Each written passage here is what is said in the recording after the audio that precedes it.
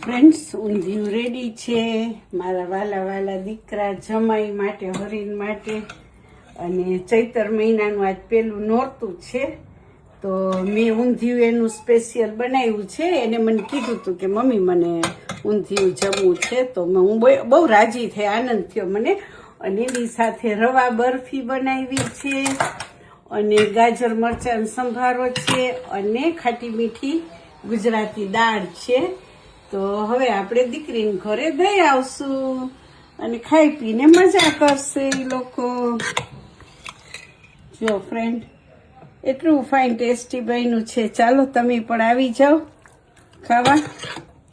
કોના મોઢામાં પાણી આવે છે? મસ્ત મજા. ચાલો.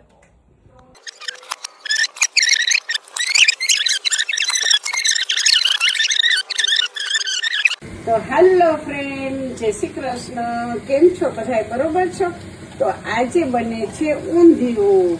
તો ઊંધિયામાં તો એવું છે, તમને ઓળખો છો આમ તો ઊંધિયું કોનું બધાનું ફેવરેટ તો હોય જ, પણ મારા સ્પેશિયલ દીકરાએ જમાએ હરીને વિભૂતિબેનના હસબન્ડને કીધું છે મમ્મી મને ઊંધિયું ખાવાનું મન થયું છે.